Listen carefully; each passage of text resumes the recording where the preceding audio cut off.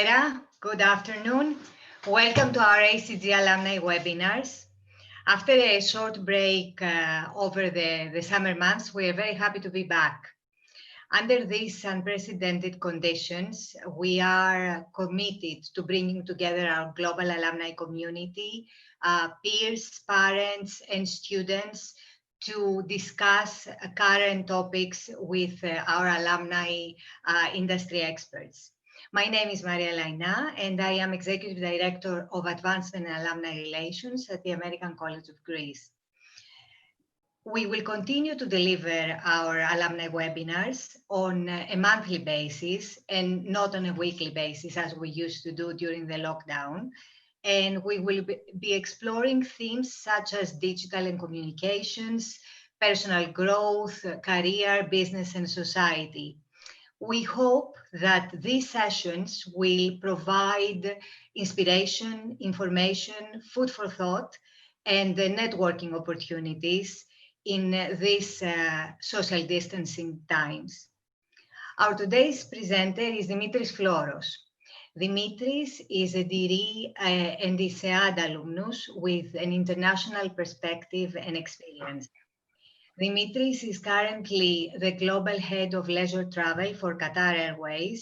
He is based in Doha, and he has lived for a decade in New York and Dubai. During today's session, we will broadly touch upon the exploration journey of career change and reinventing ourselves, especially during these challenging times where the new norm is uncertainty. Now, Dimitris has moved multiple times between roles, organizations, and geographies, and will be tapping into his personal experience today to bring up interesting concepts, tips, and recommendations. At the end of the presentation, we will have time for Q&A. And of course, you can write your questions on the Q&A section at the bottom of the screen. And of course, your comments during the presentation in the chat, which we will be managing together with my colleague, Christina Hanju, who is also with us. Without further ado, Dimitri, welcome once again. We are very happy to have you with us today. The floor is yours. Thank you so much, Maria. Let me start by trying to share my screen, and thank you very much to everyone who actually tuned in today. So I just want a confirmation that you guys can probably see my screen. It's really exciting to be back on campus, right? Although in social distancing times, it's funny to be alone in a classroom. I think it hasn't happened since I almost failed an exam back in 2006.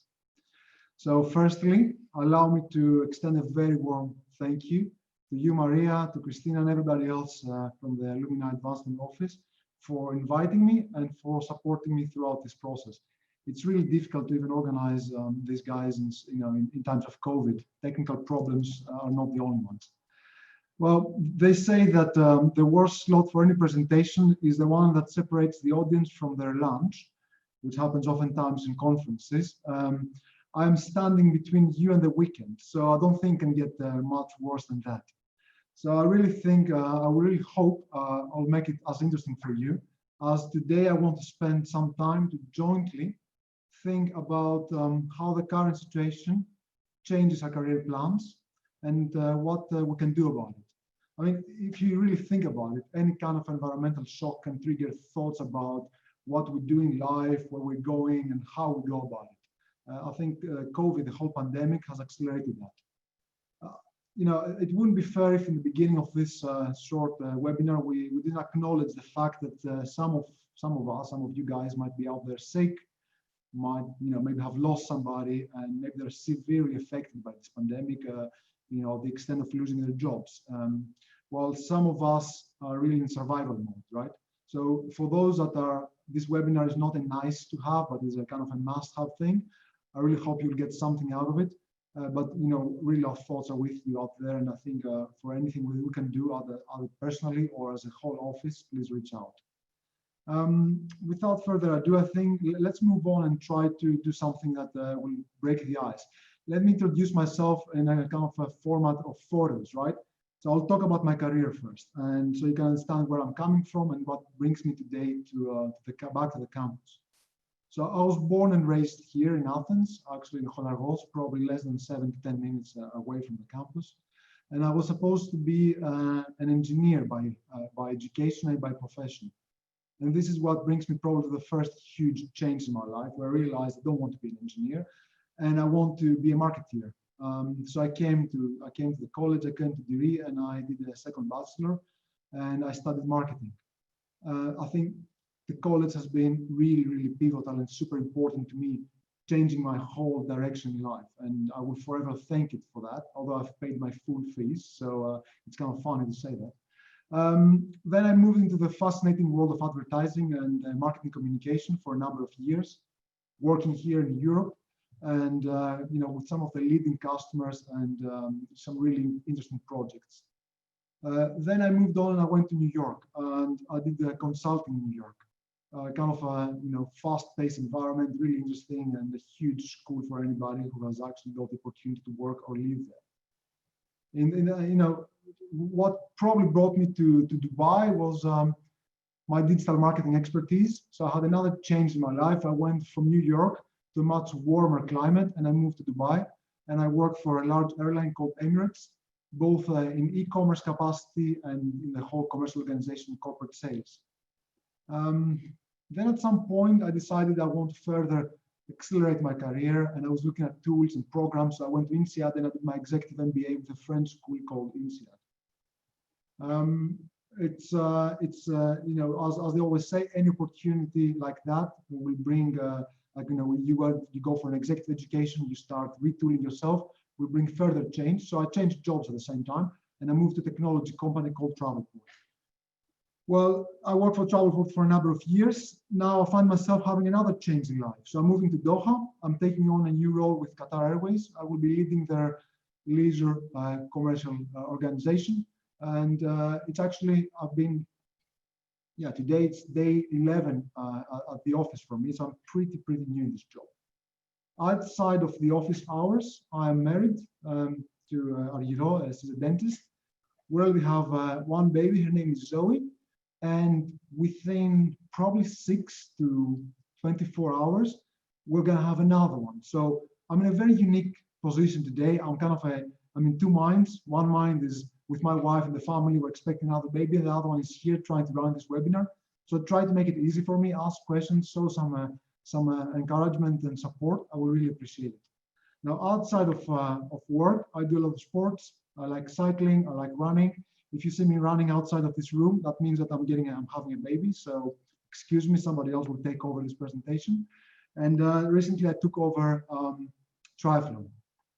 Now, you might be wondering, and looking like this lovely fellow here, what's the deal with you and why are you even running this webinar? Right, so I'm not an academic, right? Just make it clear.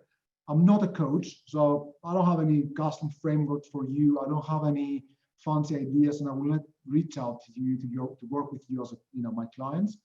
I'm not a consultant, and I'm definitely not an admissions office for any school, right? So the whole presentation will be about my experiences, what did I learn, and how I use all this learning to accelerate my career and actually change. So again, big favor from your side, make it interactive.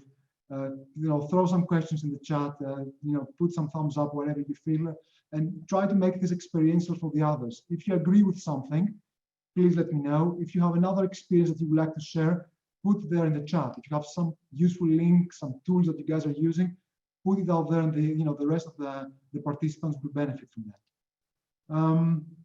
So without further ado, let's go to the agenda and our plan for today. What I'm hoping I will leave you with today are three large things, right? Three big areas. So career change, and why are we even talking about this? The second part is where are we, where are you today, and where are you heading? And the last one is how do you go about it? I mean, it's going to be a little bit more practical. I'm going to share some tools and some experience with you and some things that I've been using throughout the years. So it's going to be about your approach, or actually my approach to that. It's going to be about branding, which is a big topic of discussion. It's going to be about networking and how do you develop side gigs, right? So let's get to it, and hopefully by the time we start, it's gonna feel like we finished really fast. I mean, I've designed this deck, and this is not a deck I'm using, right? I didn't have a deck that I pulled out of my library and I said, look, let me go to DRE and I will run it. This is something I tried to put together for you guys. So it should be 50% of something that you will probably enjoy, 25% of something that will, it will keep running in your head throughout the weekend, and maybe you will forget it after that, and another 25% of things that you would like to apply right away. So let's let's make this a little bit more interactive, right? Let's start with a poll. So I want to get to know you a little bit more, although it's probably more of you than me. So the first poll is about, are you currently seeking or contemplating a next career change? I'm assuming yes, but let's find out. I mean, that's why you're here, right? So let's take maybe 20 seconds for you guys to click, because between those three options, or even less than that. If you don't see the poll, let us know. Yeah, that's super important. If you cannot see that, guys, let us know. Technology will fail us more often than it will support us. I think we should be okay by now. I don't know if you guys can see the results. Right, so it's not a big surprise. So I think it's a combined 94% of you think you're saying yes, or actually you're actively thinking about options, right? So I think on that note, let's move on and talk a little bit about why this is 94% and why this number is quite high, right? I mean, as I said in the beginning, career change is different from job search, right? It involves probably change of context, content, and oftentimes it involves change in the ways that we're working. So it's every time there's a big change in our life, naturally we will think, okay, where am I going? What else can I do? Why I'm not really happy about those things that I'm doing? And we will start approaching this from a more holistic perspective. I mean, it's funny when Maria called me and said, let's run a webinar. I thought to myself, I mean, what makes me more suitable than anybody else out there to talk about this topic? And I was looking at the mirror and I said, well, I kind of became a subject matter expert nowadays on change, right? Because if you look at what I just said to you guys, I'm changing jobs, I'm changing organizations, I'm changing geographies, and I'm changing family size as well, all in one go. I think the only thing that remains constant right now in my life is my COVID-19 test result. I'm 8 tests into this process. I've done 8 of them, and they're always coming back negative, right? So, okay, jokes aside, I mean, this is what probably will keep on triggering thoughts about what am I doing, and where am I heading next, right? Now, if you look at job-related triggers, right? What happens with most of us, we're in a job and we fall in 3 big buckets, right? Bucket number 1 is we're relatively happy.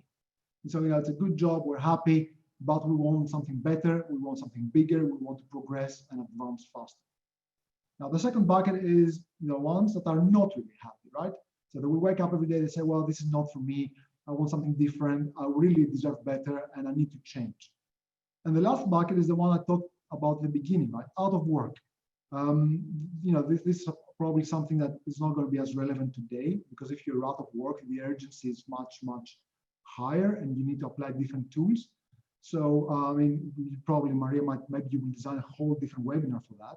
But if you're not out of work and you're thinking, how do I get started, or how do I get back into it after a long break, could be sabbatical or something else, I think you might find this webinar interesting.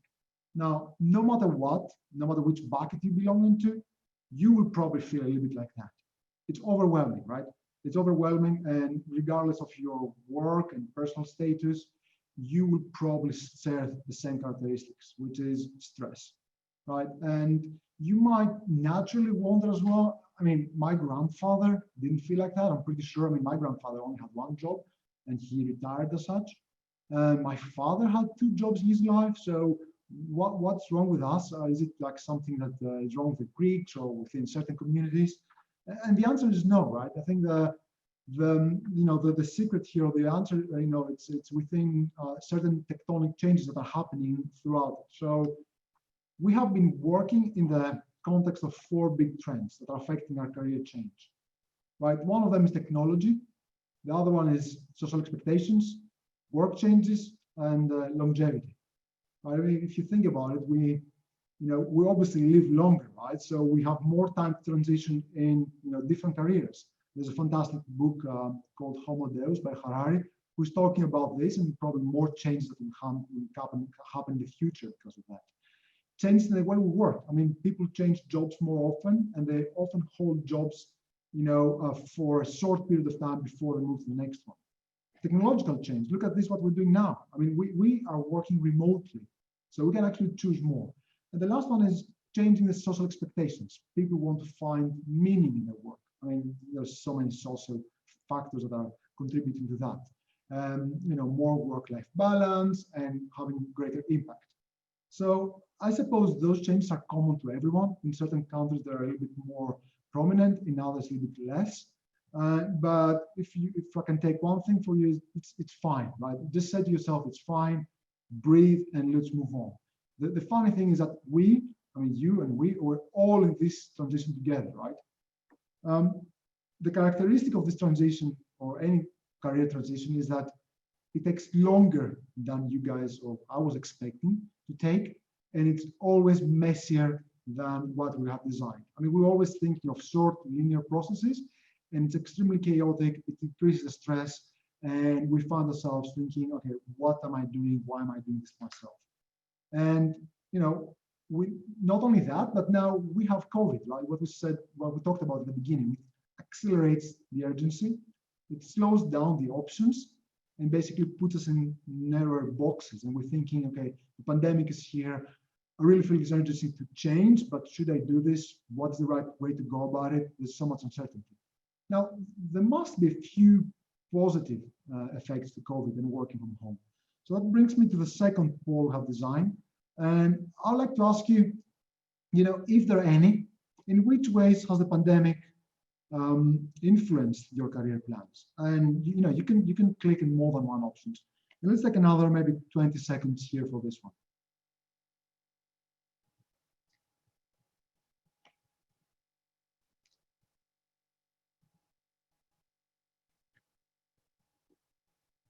Not sure if I should be singing or dancing in between, but I'll probably avoid both.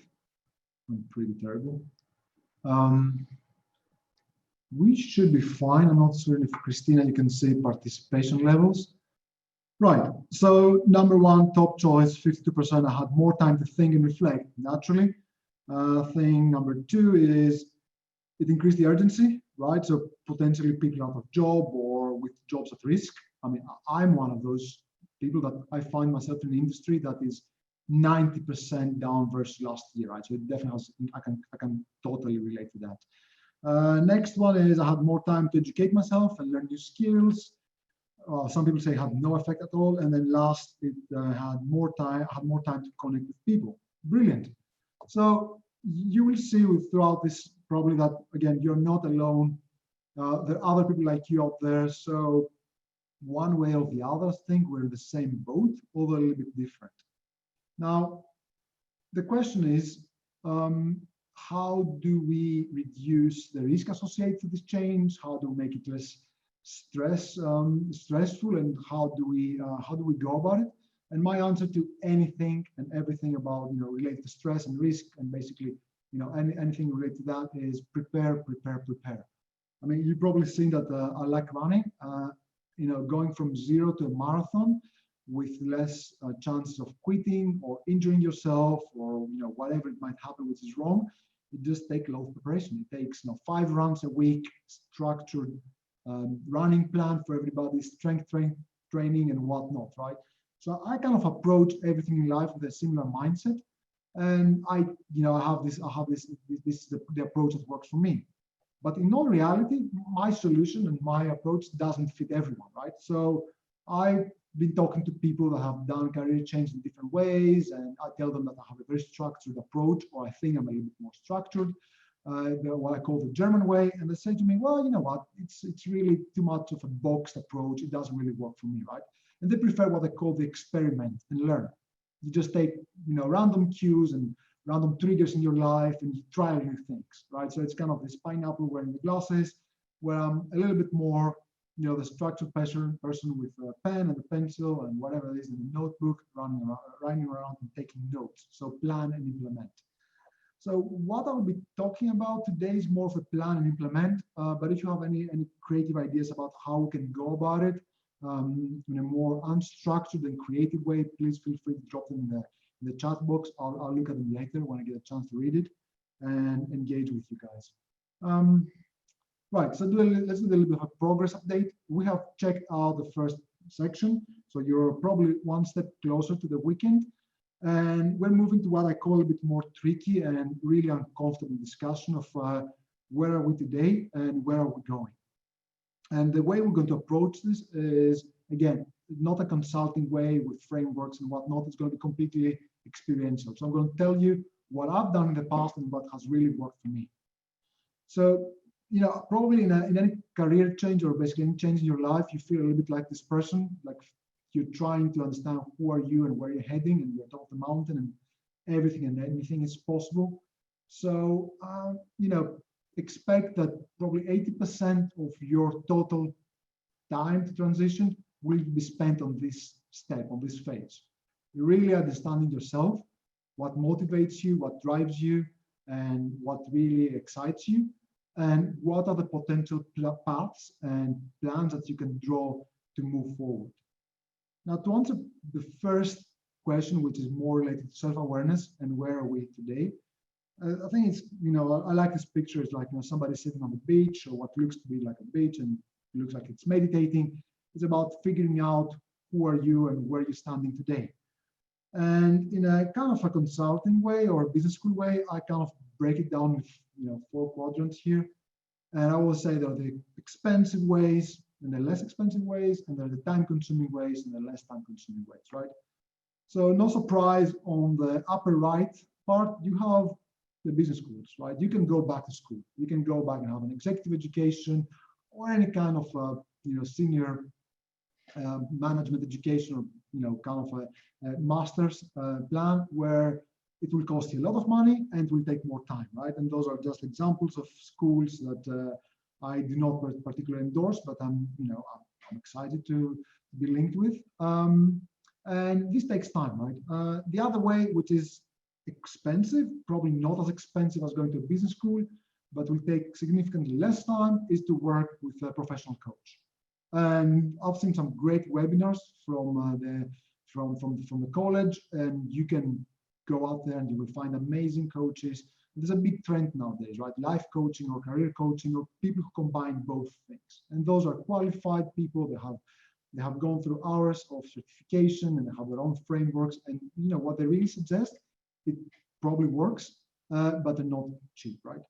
The really time-consuming and cheap way is what I described earlier as the pineapple with the sunglasses, is gamble. Take different paths in your life, different approaches, go a little bit right, left, center, try everything and anything, and you might figure it out. Now, there is associated with this one is you might not figure it out, right? Because it's not always a game of chance and luck. Maybe all those paths in front of you will not be the right paths for you. And the last part is do it yourself.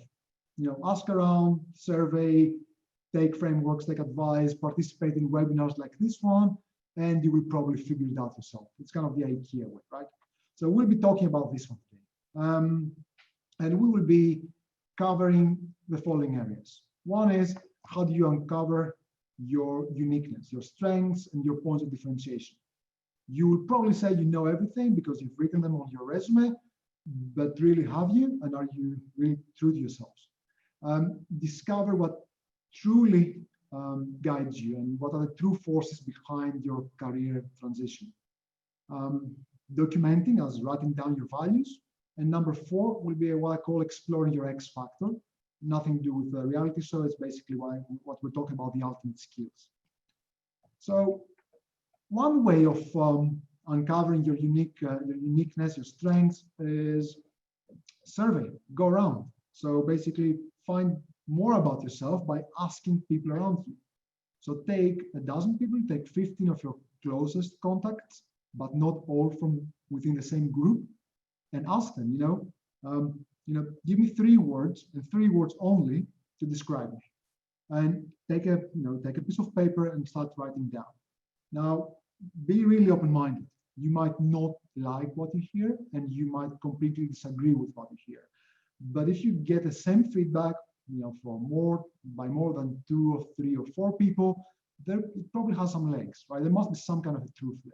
If you just get something really nasty from one person, you can choose to disregard it and move on, right?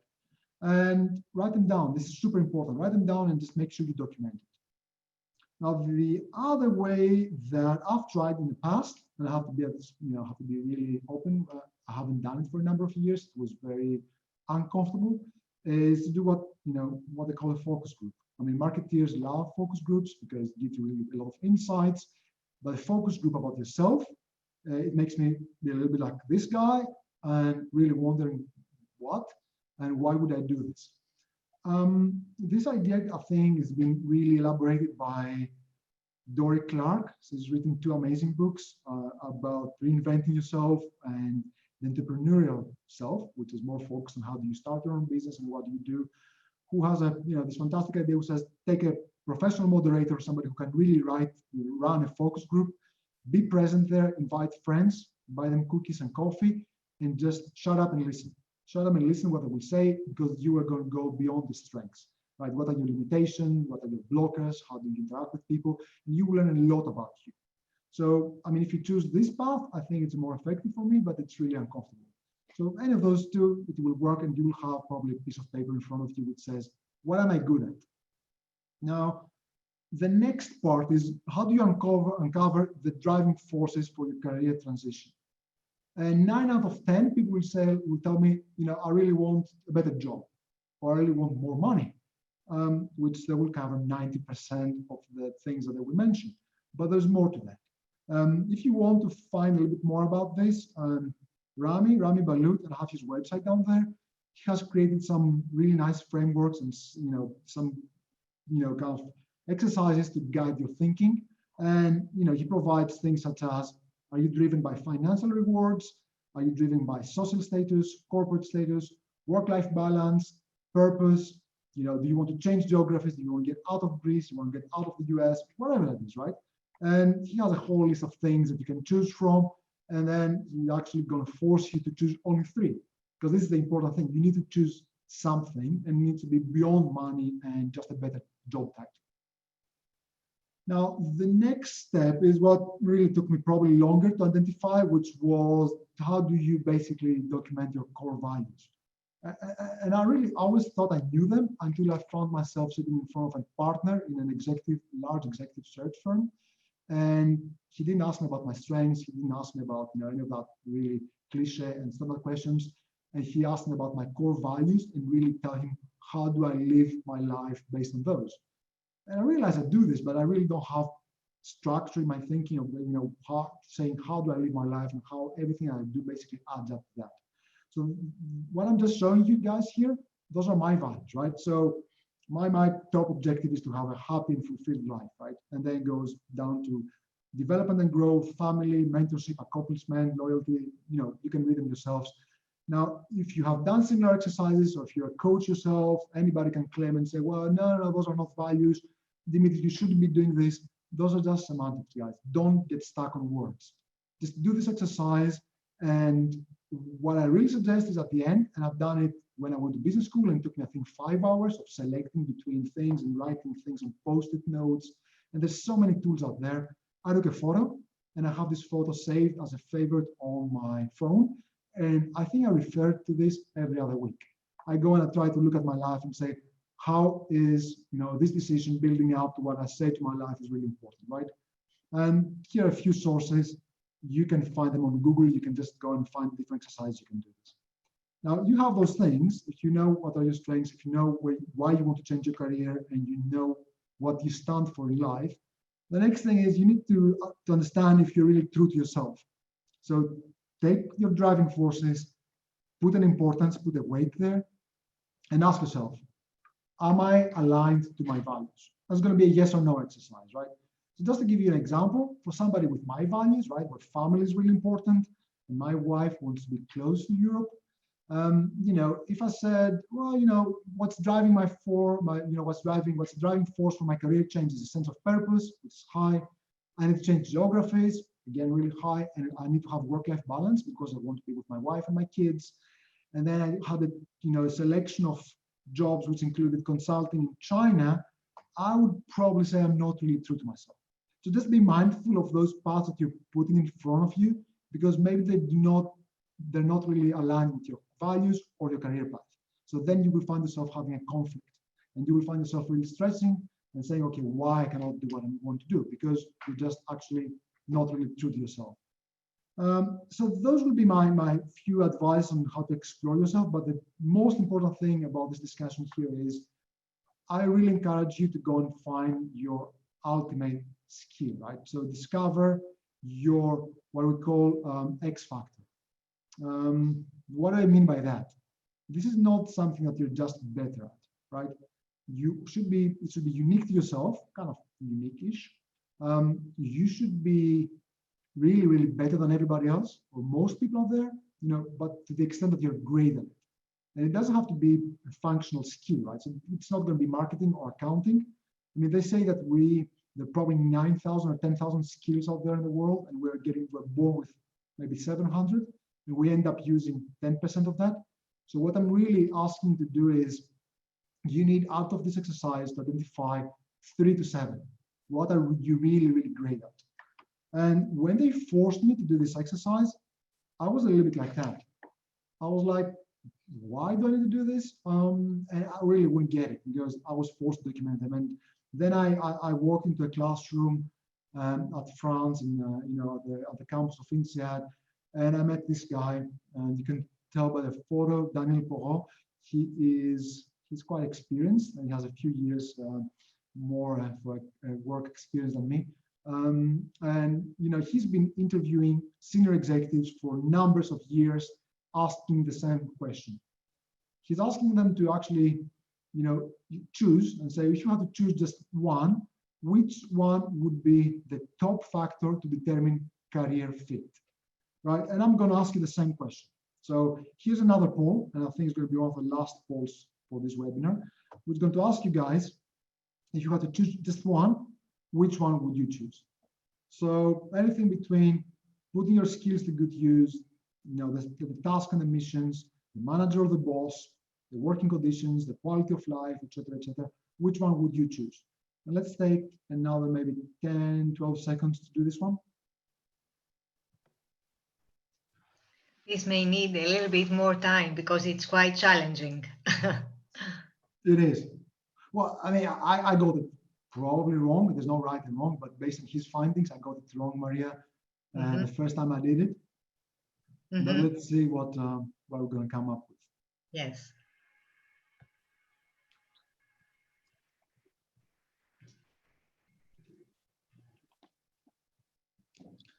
Shall we take a look at the results? Right, number one, quality of life, right? Top one. And then I think, well, same position. You get future career path, putting my skills to good use, tasks and missions at hand. Right. So here is what Daniel really found about the same question. And he's been enhancing this for a number of years, right? Number 9, people and environment. Number 8, that's from the least important to the most important, field and industry. Apparently it doesn't really matter for career fit. Future career path, not a huge determining factor. The company, the division, or the department. Next one is quality of life. I think what number 1 for our poll. Working conditions, tasks and day-to-day work. The manager or the boss, which was my favorite and my choice back then. But no, I think what Daniel found out that was your ultimate skills. The career you're going to choose and the path that you're going to choose ahead of you, it should be a path that utilizes those ultimate skills. Whatever are those 3 to 7 skills that you guys wrote on the paper and you really think that those are unique to you and you really need to use them every day. If you don't use them, no matter how much money they will give you, by the way, if you see remuneration, compensation was not part of his survey. no matter what title they will give you, work-life balance, you're going to work 2 hours, 3 hours, doesn't matter. If you don't use those skills, you will not be happy in your next job, right? And I really find this insightful, and I can say this even with my career. I've taken paths where I took them primarily to enhance my, I thought I was enhancing my career path, and I really wanted to get more money and a better title. And I found myself increasingly unhappy every day because I wasn't using my ultimate skills. So just to give you an example, if you think you're super analytical and you really enjoy working with numbers, if I take you to a commercial job, a sales job, which will be more fluffy, and you won't tap into any of your analytic skills, you will end up going home and saying, you know what, I'm not really, this is not something that I'm really happy with. Right. So eventually, in the interest of time, you should be looking, if you pin them on a wall, if you have them on a notebook, you should have a plan in front of you, right? And I will not touch on areas such as industry, functions, job selections. I'm sure that you all have ideas about things that you would like to do. And if you do those exercises, you will be presented with more paths and more ideas in front of you. At the end of this process, you should have a concrete understanding of where you stand today, probably where you're heading tomorrow with a little bit more ambiguity and maybe multiple paths, and a plan with potentially multiple paths and approaches, right? So just a sense check. I know that we're doing polls. Are you guys with me? I mean, if you are, just write something on the chat. Press a thumbs up if the button is still there. I can't see much right now. I have the deck in front of me, so hopefully you guys are alive. And let's move on to the last part of this, which we're going to talk about how you will go about it, and again, how I'm going about it. Right, so your approach, I highly advise, and I strongly advise you to create what I call multiple shows. So even if at the end of this process, or even today before you join the webinar, you have one career path that you really want to follow, and you say, I'm going to change my life, forget about being a lawyer, I really want to be a marketeer, I'm going full on that, I will advise you against that. I will say, do not just develop one plan. Include everything from fantasies to appealing possibilities and real options. And avoid any really premature commitment to just one path, because you will be trialing this path. Stay open and try to be innovative, right? It requires for you guys to bring those multiple selves to life, which is basically you will need to create multiple different personalities of you or potential personalities. But you should identify 3 to 5 dream jobs, right? Functions that you love, where you will be using your ultimate skills in fields that you will really love to be in. The other advice I'm giving you is always have a plan B. This is what we call the parachute plan. And it is basically a copy-paste job. Many people will disagree with this, but I've done it myself. Take a piece of paper, write it down, and say, if everything else fails and I need to go back to whatever, making money, sustaining the lifestyle for my family, whatever that is, it should be a copy-paste job that you could potentially jump into it. I know that the job market now is difficult, but for example, for myself, I've done so many years of account management that I'm pretty confident that even though I've been outside of Greece for more than 10 years now, or actually 10 years, I could call a couple of people and say, guys, I really want another job, and I want to be an account manager for an advertising company. They would probably give me this job. I won't be happy, but it's a copy-paste job that will save me from going probably bankrupt. Now, let's move away from the approach and talk about one of my favorite things, which is the brand called you. So you have those multiple paths in front of you.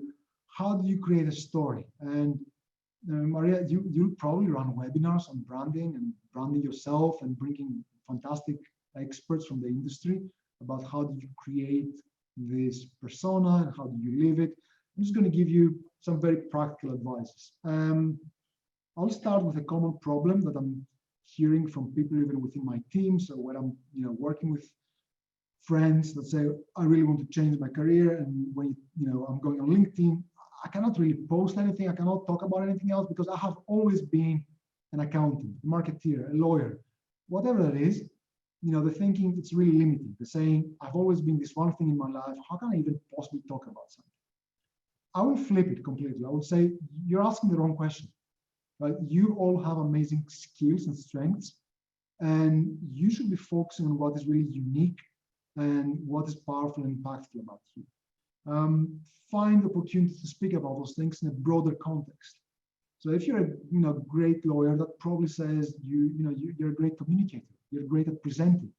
So if you want to go down a marketing path, or whatever different career that can potentially tap into those skills, open a blog, start talking to people about your experiences. Go on social media. I mean, you can go on LinkedIn, you can create a post, you can write your own story, but you should be tapping on previous experiences. Don't try to think forward and say, well, I'm not a marketeer. What on earth do I know about this? I should be doing this. And take speaking opportunities. Somebody invites you to go back to your school, like, they invite me today to come back here to talk about this. It's a speaking opportunity. Take it, give it a twist, and start putting your brand out there, even though you're not yet at that career point where you say, I'm an expert in something else. Now, you will probably realize during this process that you will need to retrain yourself and retool. And I would say most of you today, you have figured this one out because there's so many tools out there, and you can easily tap into so much material in the world and basically develop new skills. If you're missing out a skill, take 30 to 45 minutes a week. Go to any of those platforms. It could be ACG Connect, which has some amazing webinars, I think, Maria, now from LinkedIn, or it could be Coursera or EDX, or any of those platforms that basically will give you free content. They will actually train you for free, anything from coding to public speaking, and take those courses.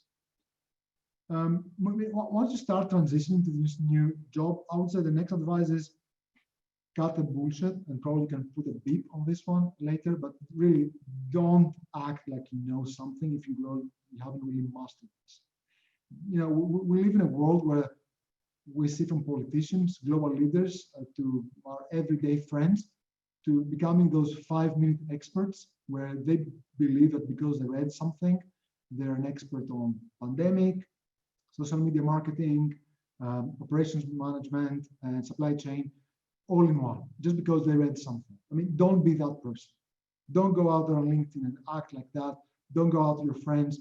Do not put yourself in that position where if you scratch the surface, you will collapse and you have nothing to substantiate against. Maybe you're extremely charismatic and you will convince people that you're such an expert in a field that you're not. But what you're really doing is you are risking your own social capital. They will find out. People will find out that you're not. So don't do that. And the last advice is be consistent across all the channels you're using. You cannot really push content on aviation like me, but I really love aviation, right? I'm really passionate about it. Now the industry is going through a whole, new probably era of problems, and I really produce a lot of content around that. But I couldn't really be talking about aviation on my LinkedIn, and then my blog would be completely focused on something different. I mean, be consistent across the channels because people will be looking at you and they will be drawing those stories from those channels. Now, the next topic I would like to probably briefly touch upon this, and we're going to spend just a couple of minutes on this, maybe 3-4 minutes, but I think I've been doing this consistently for a number of years, and I think I've learned from some really great mentors in my life, is networking. And when I'm thinking of networking, it's probably that, when I'm interacting with people, I'm out there in conferences, I'm hitting the room, I'm just chatting to people, whereas it's really like this now. So we're all a little bit sitting in front of Zoom and we're thinking, oh my God, I need to connect with this person. What am I going to do? So some advice, and we will start by saying, why is this important? I mean, the fundamental thing here, what academics will tell you if you go to business school or any management theory will tell you that as you're progressing in your career, your human capital, which includes knowledge and skills, will become less important, and your social capital, which are your connections, will become increasingly more important. Now, I don't necessarily agree with this graph, because I think, as I said, we live in a new world where you need to retool and re-equip yourself constantly. So I think more of a flat line for the gray zone. but definitely agree that the social capital is becoming increasingly more important. Now, one thing about networking that is that we need to be aware of our biases. And there are three big biases that I love talking about, which is similarity. We just want to hang out with people that are really like us. This comes from the fact that we just like ourselves, probably more than we like something else. So we tend to hang out, we tend to network, we tend to reach out to people that are more like us. There's proximity bias, so we basically want to make it easier for ourselves to network. So anything that's closer to me, if it's in the same city, in the same office, that's going to be really easy for me. And what they call inertia, so basically connecting, networking with the same people.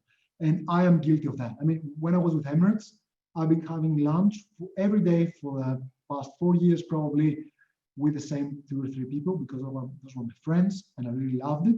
But I was really conscious about the fact I'm limiting my network. So I was making sure I'd grab a coffee with somebody else or do something else. Now, this is getting a little bit worse now with COVID, as we are further spread apart and we can't really, we can't spend more time to tackle it. But be aware of those biases and understand where you are networking, how those are kicking in, right? And if you're aware of them, how can you move away from them, right? Now, a little bit of a systematic approach to networking. Some people might find this extremely annoying and fake, so just bear with me. I do this, others will love it. So in the next, probably 2 or 3 years, what I suggest you guys do is you have to map out maximum of probably 100 medium to weak ties that you want to develop. And those are people, like you can see in the graph on the right, that are not within your really close circle of friends, right? So those are people that you're not really connected with. And break them down to 2 groups, right? Group B and Group C. Group B will be people that you want to connect 3 to 4 times per year. Group C can be a group that you can connect 1 to 2 times per year. And keep them at, probably at an introduction level. So just make it short, sweet, and informative.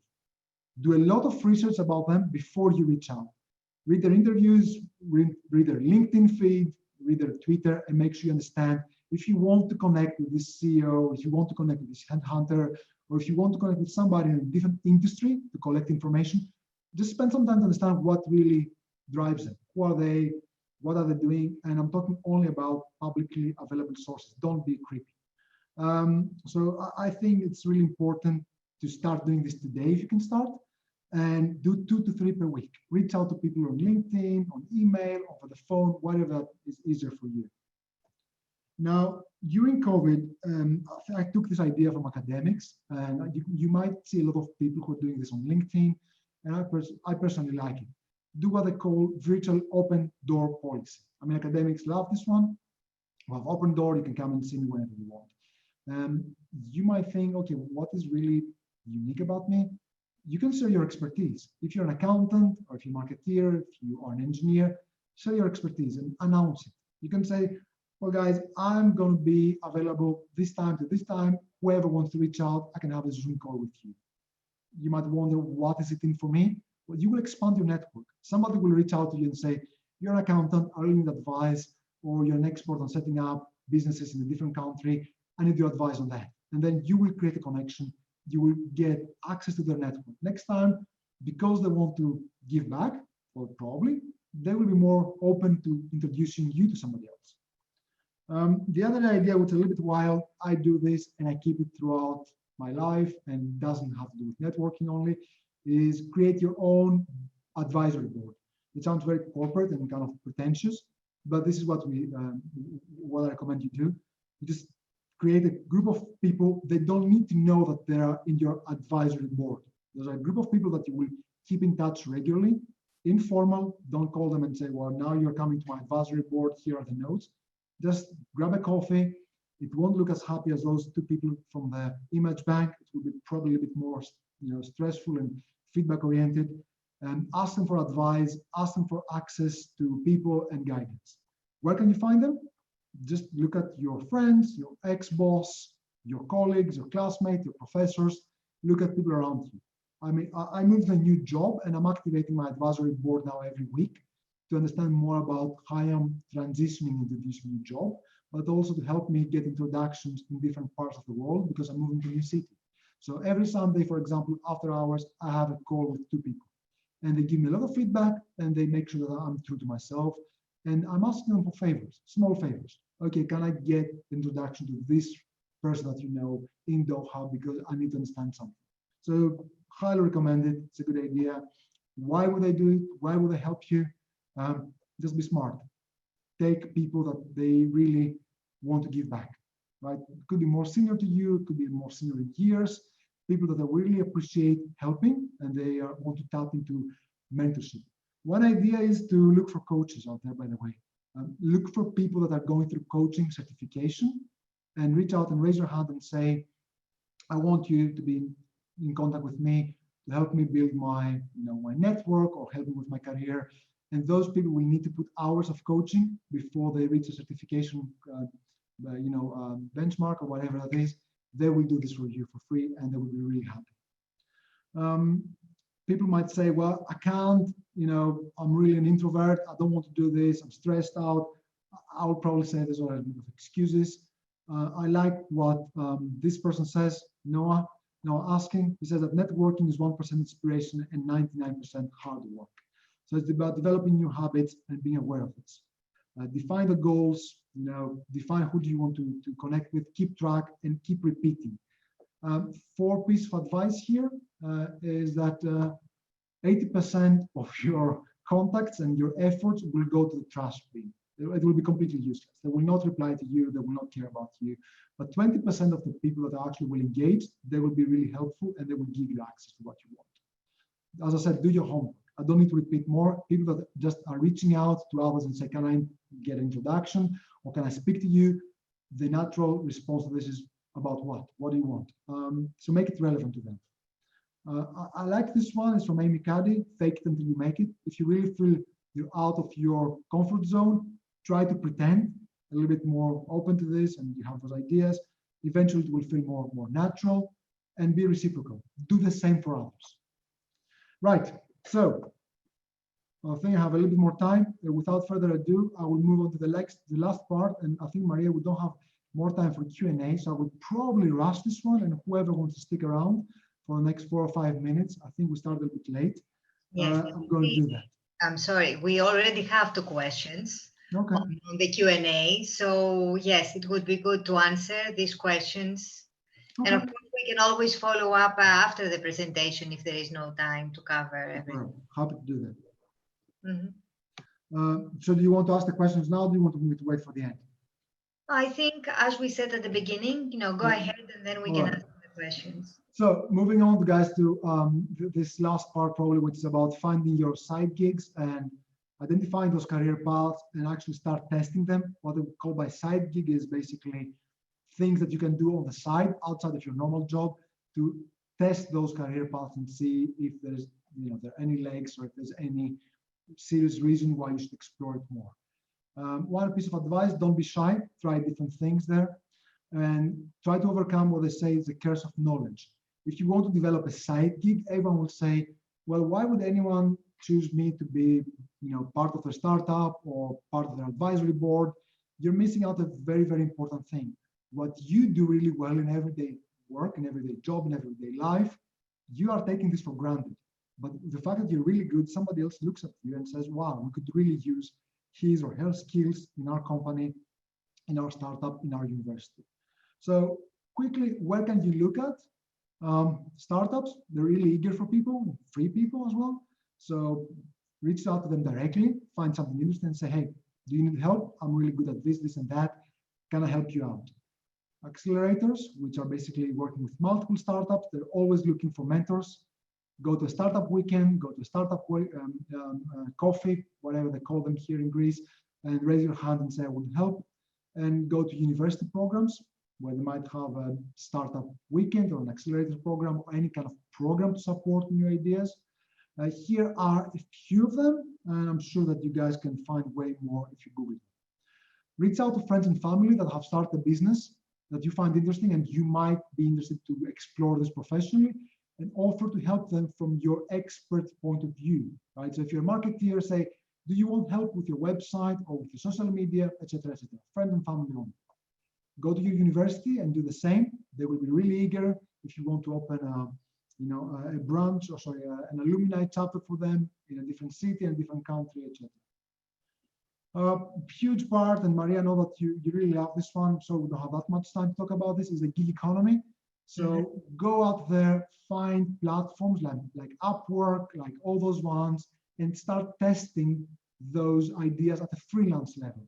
So if you're a lawyer and you want to be a marketeer, for example, and you think you don't have any customers who will give you the social media account, go on Upwork, bid for a ridiculous price and say, you know what, I can be a freelancer on the weekend. I cannot tell you how many people are actually hiring from those platforms and how many people are testing different career paths on those platforms. Volunteer. I mean, either you can do this here at the college. Have a friend who's a fantastic accountant, is certified in the UK. This is volunteering to help NGOs who are helping people in special needs, special cases, because her career path is actually leading her, and she knows this, that she wants to go and work for NGOs. And she never got the opportunity to even be close to getting a job with them. And I think last but not least is look inside your company. Some of the large organizations, they do have programs that they will allow you to do something on the side. Quite not very common nowadays, where organizations are very resource strapped, but some of them do it. Right, so I think we're almost there, and you guys will probably be thinking a little bit like that. Yay, it was a weekend, so I can stop talking. I will leave you with my thoughts of wisdom a little bit more before we go, and just some things that I really relate to when it comes to working on everything that we talked about. One is experiment as much as you can. Try different things. Really, just find all those paths and start testing everything, and as wild as you can imagine. Nothing is stupid enough. Nothing is crazy enough. Be really patient. I mean, as I said in the beginning, this is a long process and super messy. So be very patient. Stay positive, smile, and take feedback, because you will receive a lot for what it is. And be reciprocal. Do the same for others. If you find something helpful and you find something that has really accelerated your career or has really helped you change your career, reach out to others and do the same for them. And last but not least, I'm hearing the same thing from pretty much everybody that I'm talking to. We don't have time, Dimitris. We have 2 kids, we have 3 kids. We're working hard. We're working 17 hours a day, 10 hours a day, whatever that is. And I'll just leave you with a question. I mean, you probably 90% of you have watched Game of Thrones. Do you know how much time it took you to watch the entire 8 seasons? Those are 3 days and 16 minutes, according to Google. So probably that must be accurate. So you have to choose what you will stop doing if you really want to choose a different path. So more important to following those, fancy frameworks or going out and finding a coach or whatever, is choose today what you will stop doing to allocate time and resources to your next career move. And with that, huge thank you to everybody who has spent their 1 hour with me today. And Maria, over to you to ask any questions if there are any questions, and we can potentially spend another 5, 6 minutes, 10 minutes. I'm available for as long as you want. Okay, Dimitri, first of all, thank you very much. This was a very insightful, very interesting presentation. And as we have discussed, I personally liked very much the fact that it provided practical tips, things that, you can go out and implement yourself, not just theory. And another important thing is the fact that I feel that most of the things you said apply to every age group, to every point each one of us is in a career, right? It's not only for early career seekers, but also older people that are in even in midlife stages. So let us start with the questions. The first question comes from Laurent Barelier, who I believe used to be one of my classmates. So So Laurent says that he loved the presentation and he wanted to ask, where do you get your drive forward and motivation in your expat career while juggling with a growing family and your executive MBA program? Right. Yeah, that's that's as everyone says in any question, that's a good question, but that's actually a really good question. And thanks, Laurent, for believing that was an interesting presentation. It took me less time than what I was expected to take to put it together, expecting a baby as well. So the energy, I think you find it within you, right? So what really motivates me and what really drives me, and you saw this in one of my slides where I put up my values, is that I'm a person that always strives for personal development and growth. And this is something that actually makes me feel very anxious sometimes. If I don't move forward, I feel like something's wrong. So I find this energy a little bit within me. But I have also cultivated this when I realized practically what I said at the end of the presentation, that we can all find more time, because energy is primarily about resources and time, right? We can all put more energy into anything if we just find more time somewhere. Now, the question for me has always been, how do you find more time? And the answer is by choosing what you will stop doing. So for me, when I did my Executive MBA with INSEAD, and when we're expecting back then our first baby, it was the same year, I changed jobs, and yeah, I was traveling around the world. So I just decided there would be things that I have to sacrifice. So I didn't see a lot of my friends. I stopped going out for coffees and just social interactions. And it took kind of a big toll in my family time. So my wife was extremely supportive. And that was an agreement between us at the beginning, right? That I would be less available at home, obviously not when the baby came, but later on. But I think, Laurent, is the most important thing is just to select those things that you will stop doing them. And naturally it will be uncomfortable because those are things that you love doing. So I love running, for example, and I really love competing in sports. Now in my next career progression and plan where I'm changing countries, jobs, I said, and everything else, I don't have time for that. I go to the gym sometimes 30 minutes a day, sometimes I don't go. So you have to choose what you will stop doing. Okay, so Dimitri, two questions from Stavros Silvestras. How and where do you find inspiration in times of uncertainty? Is the first. And how do you keep your feelings separate from your decision-making process?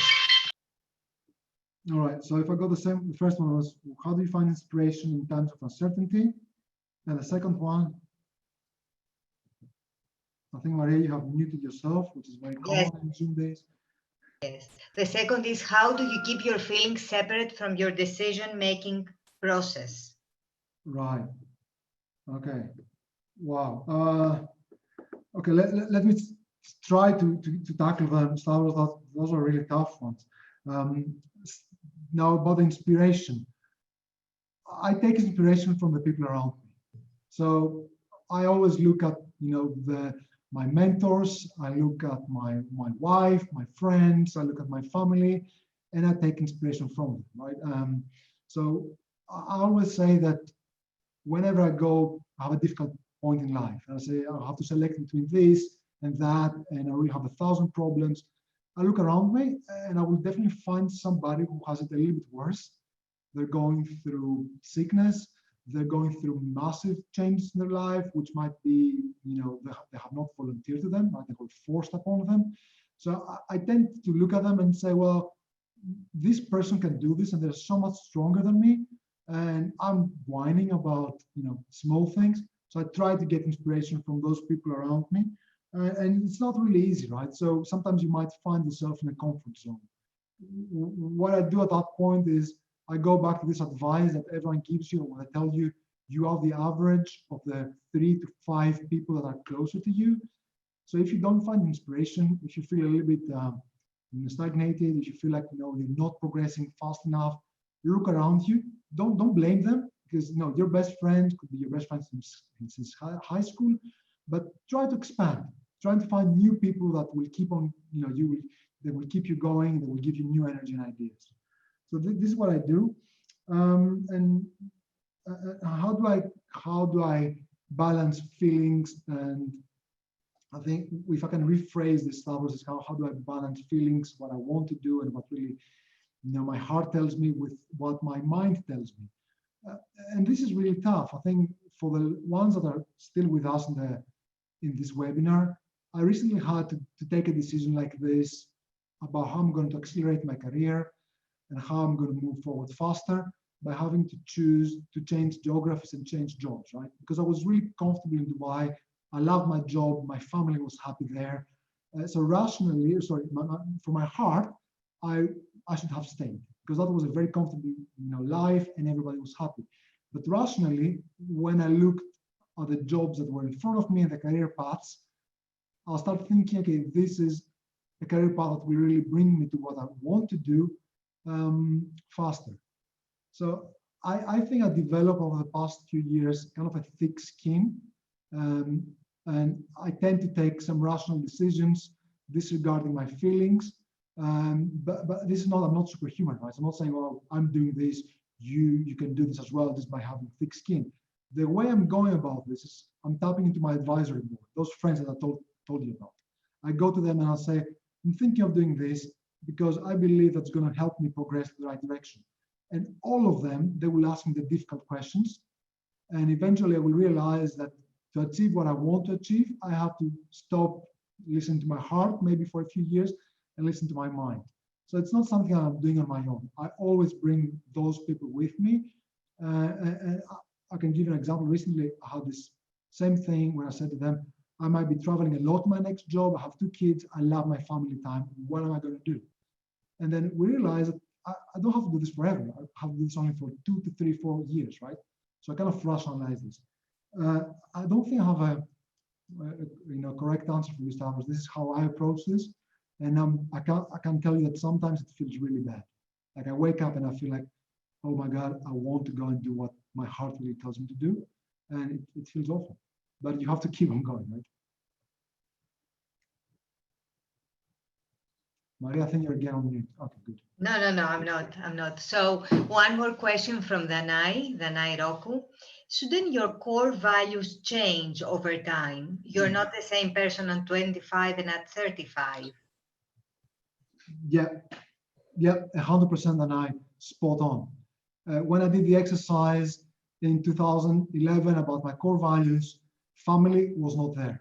Not because I don't like my dad and my mom and my brother, just because the concept of family was outside of kids and wife and things that are really close to me. So I think if I compare them, they're completely different. And that's super important. Thanks for bringing it up. You, me, everybody, we should be doing those exercises frequently. Probably they won't change over a period of 6 months or a year, but you're absolutely right. They will change as you're evolving as a person. So if you had decided back in 2011 that it's a great idea for you to open a winery, or go into agrotourism, and you want to go to Evia and open a hotel or whatever that is, and your values have changed, maybe then it's a good idea, right? As you said, to redo this exercise and say, wait a second, I'm not really true to my value system. But that's a brilliant point. Thanks. Mm-hmm. So Dimitri, one last question. A main concern from Magda Karanikola. A main concern is how we will know what we really want when we are so confused with stressful situations. Right. So this is a concern. I suppose there's a question somewhere about how do you go about it, right? So the way I go about this might sound a little bit mumbo jumbo to some of you, maybe less to others. It is stressful, and it's really, you can feel like you're lost. I tap into me time. So whether me time means I meditate, which I regularly do that, or you engage in a mindfulness program, or you put on your running shoes and you don't take your phone and you start running and you stop somewhere and you walk back home, you get time to think. Those are all things that you can do to kind of isolate yourself from your day-to-day life and from everybody else who's trying to quote unquote code you, right, and tell you, you know what, Magda, this is really important. This is, your priorities should be 1, 2, 3. And because we're so stressed and we're running around and we really need to develop on, tangible things, we tend to forget to take a break. So what I do is that I take those breaks. And going back to one of those slides, a very big break for me that I did in 2018 was going to business school, because it was designed in a way to take me out of work context.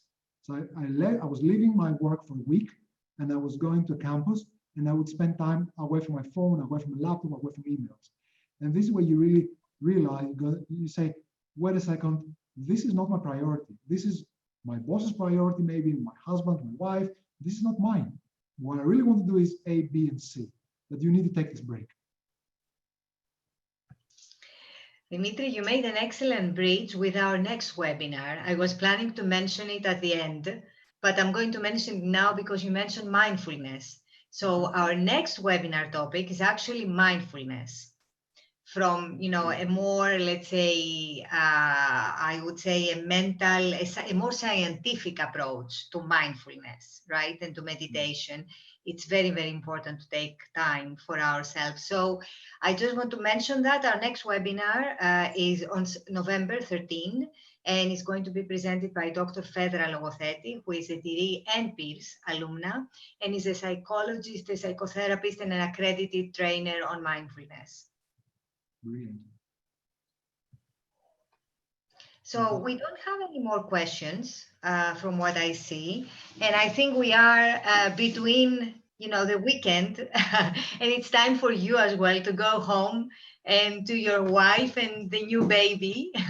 So if there are no more questions, we would like to thank you all for attending. We would like to thank you, Dimitri, for joining us today under these circumstances. We greatly appreciate that. I think it was a wonderful presentation, very insightful, with many, many things to take away and implement. To all of you, we would like to say that stay connected. Stay with us in the next webinars that we are scheduling. We are going to follow up after the presentation via email with all the ways that you can stay connected with the school, social media, our ACG Connect platform, ways also to volunteer and other things, as Dimitris mentioned in the presentation.